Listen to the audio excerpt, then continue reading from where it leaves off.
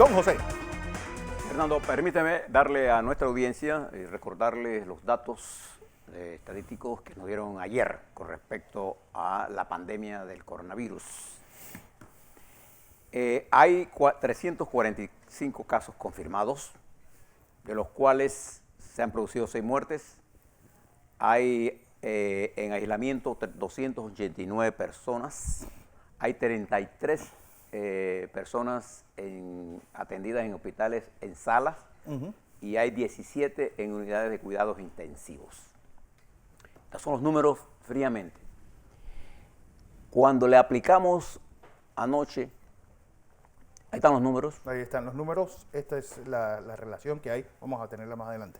Cuando le aplicamos el análisis de tendencia lineal a esta última medición, y recuerde que los números puestos en un eje cardinal, X y Y, te lo ponen ahí en los puntos, ellos por sí solos no le dicen nada. Entonces uno tiene que buscar las medidas de tendencia central que le puedan decir a uno para dónde va eso. No es para predecir con exactitud qué está pasando ni qué va a pasar, sino cuál es la tendencia de la curva. Al aplicarle esto en la línea de tendencia lineal, encontramos que la inclinación de la curva es de más 40, lo que está indicando que nosotros podemos predecir con bastante exactitud estadística que seguirán aumentando los casos. De manera que tendremos más casos y que no hay visible en los próximos días una caída que tiene que producirse, y no es solo una, sino una seguidilla de caídas que nos indique que la curva va en negativo. Oye, quiero, José, porque esto yo creo que vale la pena que lo sepamos. Clientes del Banco General, atención, porque consciente de nuestro rol de apoyar los nuevos lineamientos del Ministerio de Salud y del Gobierno que incluyen cierre de diversas actividades comerciales con la consecuente limitada circulación en nuestro país, postergaremos automáticamente por el mes de abril los pagos de préstamos de consumo, es decir, préstamos hipotecarios residenciales, préstamos hipotecarios preferenciales, préstamos de auto, préstamos profesionales y tarjetas de crédito que no se han recibido no tendrán recargo ni afectación a sus referencias crediticias y no es necesario que se llame al banco. También los pagos por cargo a cuenta programados por el banco no se realizarán en el mes de abril. Los pagos que se reciban por el descuento directo o pago voluntario serán aplicados a sus respectivos préstamos.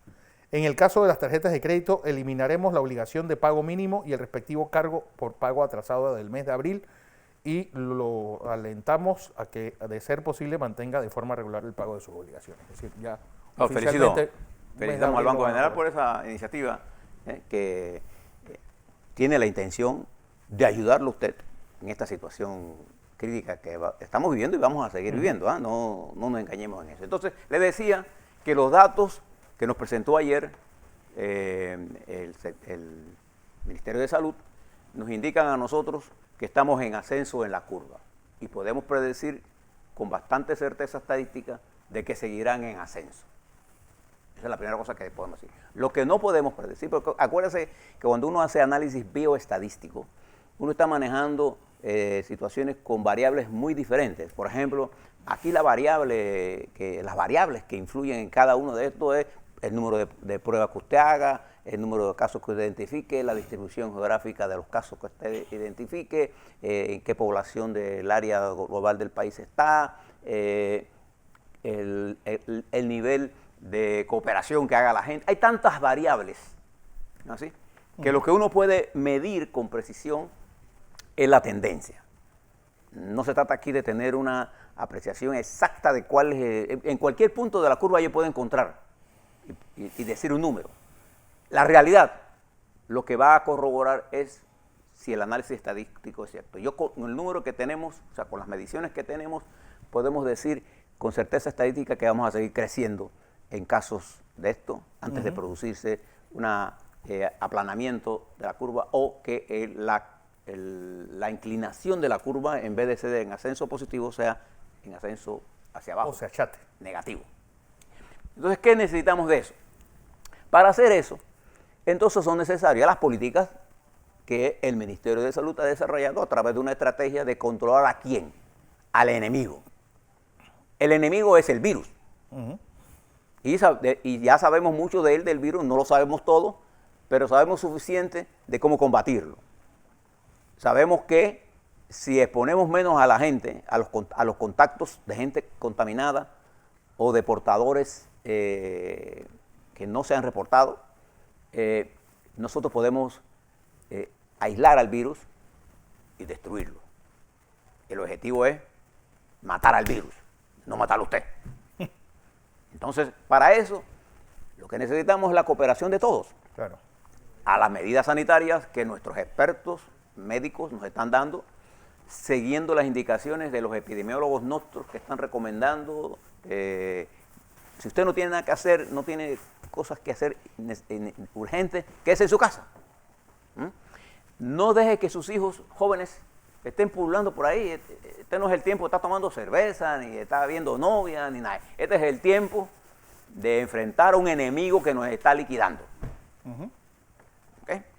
Entonces, creo que toda la estrategia que ha utilizado el Ministerio de Salud y algunas otras medidas que irá tomando en la medida en que ellos, los expertos, estén mirando el comportamiento epidemiológico de esto. Lo que sí tenemos ya suficientes mediciones con suficiente cantidad para hacer análisis no solamente lineales, sino también podemos hacer tendencias polinómicas que las hemos hecho, tendencias polinómicas y exponenciales que las hemos hecho, que nos indican a nosotros, también con certeza estadística, estos nuevos modelos matemáticos, que estamos en la curva de ascenso. Dicho eso, entonces tenemos que apretarnos el cinturón. Porque el virus no distingue si usted es blanco, si usted es amarillo, si usted es rabi blanco, rabi prieto, si es del Boca del Toro, si es de Chitré, si es de La Arena, si es de Monarillo, si es de lo que sea. Entonces creo que además de esto, usted tiene que cuidarse porque estamos entrando en la transición de estación seca lluviosa y próximamente tendremos que confrontar otras epidemias. Ya ETESA ha dicho desde el 15 de abril, la primera quincena de abril, inician la temporada de lluvia en el sector occidental del país, en Panamá Centro la segunda quincena de abril y ya primeros días de mayo iniciarán Herrera y Los Santos. Y es por ello que usted ve el interés de las autoridades de salud pública de hacer el mayor esfuerzo para controlar esto ahora, que cuando venga la epidemia, la tormenta perfecta, la epidemia de dengue, de influenza, que ahora vienen las vacunas en abril, entonces usted se vacune y no esté esperando pendejada, vaya y haga lo que tenga que hacer. Entonces yo creo que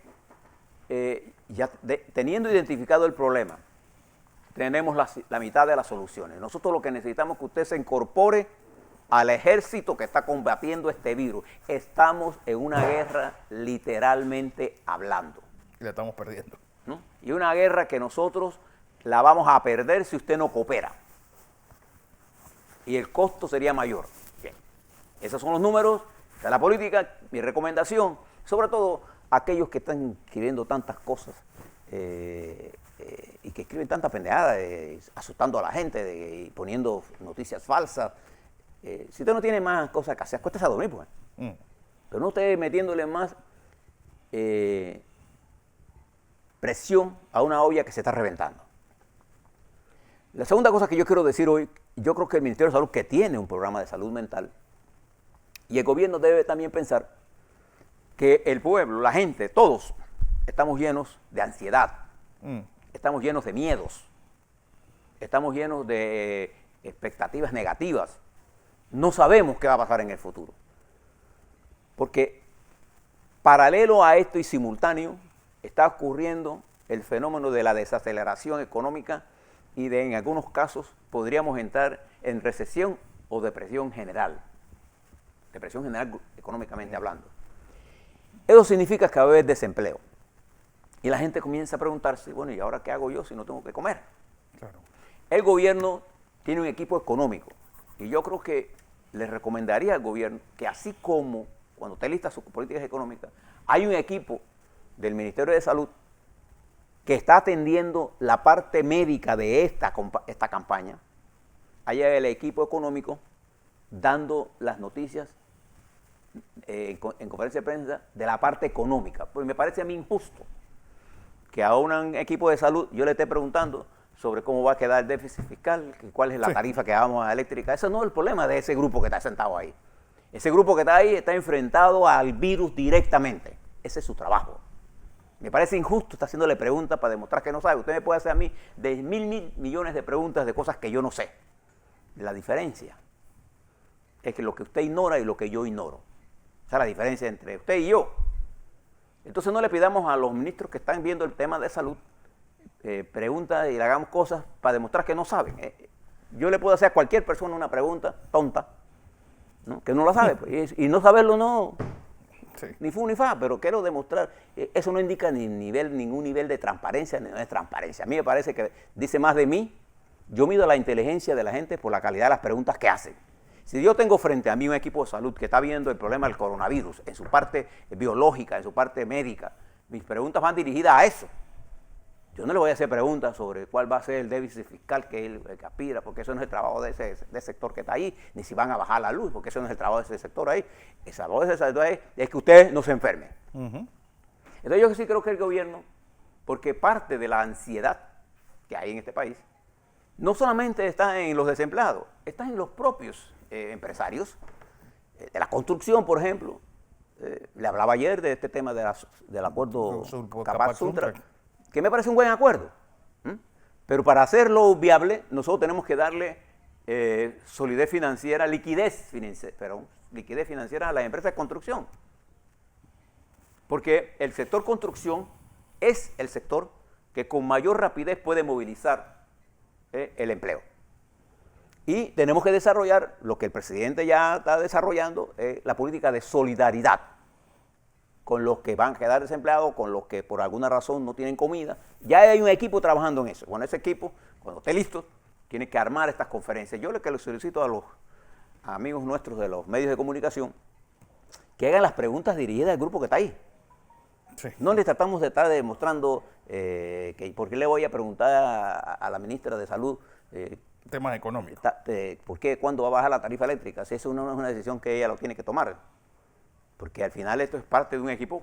El gobierno tiene simultáneamente trabajando 4 grupos que están bregando con estos temas.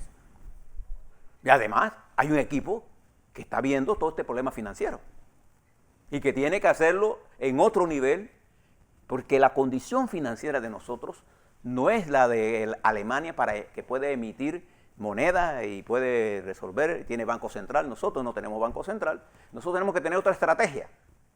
Pero yo creo que el gobierno debe ir paso a paso informándole al país las cosas que está planeando hacer y que está haciendo en materia de esta parte de la ansiedad.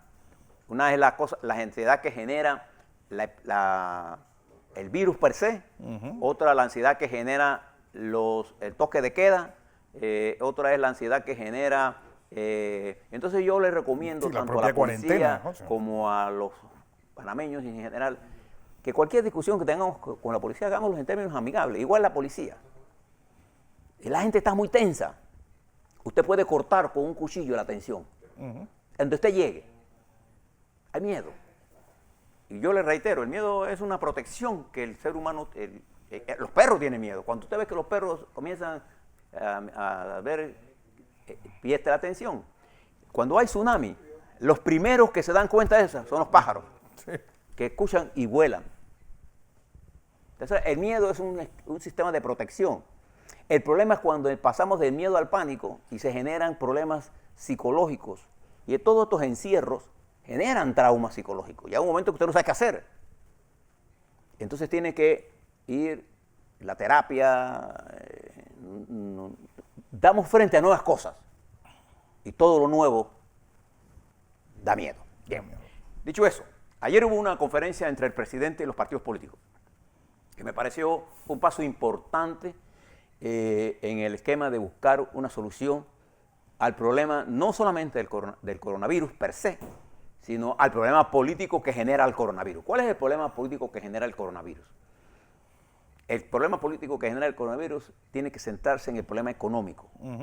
Y el problema económico fundamentalmente es en la pérdida de empleos formales y en la pérdida de del poder de consumo que el empleo informal podía resolver vía los vendedores de ambulantes. Toda esa gente se queda sin empleo. Y cuando cae la construcción, todas esas mujeres que preparan comida para los trabajadores se quedan sin trabajo, sin poner la olla. Las empresas que venden materiales. Las empresas que venden materiales, en fin.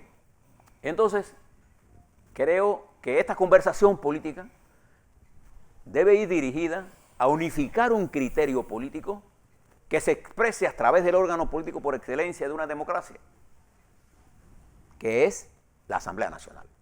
Fíjese, por ejemplo, en los Estados Unidos, el presidente Trump impuso una ley, presentó ante el Congreso de los Estados Unidos, ante el Senado, una ley que los senadores demócratas consideran que benefician a los empresarios y no a los trabajadores, y por eso está parada. Pero ahí se está debatiendo. Y tanto demócratas como republicanas coinciden conceptualmente en que esa ley es importante. Hay diferencias, y eso es lo que hay que hacer en la democracia. Lo que no es correcto es utilizar las coyunturas para pretender creer que este es el momento en que yo me voy a lucir, en la que yo, aun siendo del partido de gobierno, yo voy a decir que esto no sirve porque yo quiero ser presidente. Miren lo que le voy a decir con experiencia. Si no resolvemos hoy los problemas, no habrá mañana para nadie. Punto. Escuche lo que le voy a decir. Si no resolvemos los problemas hoy, no habrá mañana para nadie. Y yo creo que el presidente Cortizo, que ha entendido esto, esta conferencia entre los partidos políticos, era un paso importante.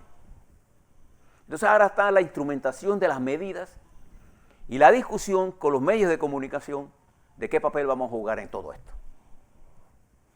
Y cómo nos articulamos con el nuevo espacio que se abre en el mundo. Le voy a dar una idea, una noticia en perspectiva.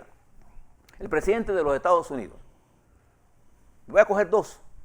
Alemania se enfrentaba a una decisión que debía tomar. El coronavirus ha golpeado duramente a Europa en el punto de vista económico, mucho más que desde el punto de vista de la salud pública. No, lo de Italia es... Lo de Italia y España. Sacando Italia y España, pero el daño en Italia es que Italia está paralizada. Todo el sector industrial está paralizado. Y turismo. Entonces Merkel cierra Alemania y pasa de la política de endeudamiento a 0 al 50%. De un solo día. 750.000 millones de euros para impulsar la economía. Ellos tienen Banco Central, tienen reserva. El presidente de los Estados Unidos ha incrementado el déficit fiscal con todas las medidas que ha tomado desde que llegó al poder enormemente. Y presenta una ley que fundamentalmente favorece a los empresarios. Y recuerda que él estaba en contra del programa de Obamacare, programa de salud pública. ¿Y cuál es el problema que enfrentan los Estados Unidos? Que los programas de salud pública en los Estados Unidos prácticamente no existen. Si usted no tiene plata y seguro, usted va fuera del hospital. Usted, pero cuando llega a un hospital en los Estados Unidos, lo primero que le preguntan, ¿usted tiene seguro? Sí, no. Si no tiene, olvídese de eso. Entonces se enfrenta ahora el presidente a una decisión que debe tomar esta semana. ¿Abre o cierra los Estados Unidos? Y ese es el dilema que él tiene. Si lo abre en el momento en que la pandemia está en su máximo nivel, en los Estados Unidos se prevé que la pandemia seguirá creciendo. Ya lo ha dicho nuestro infectólogo internacional.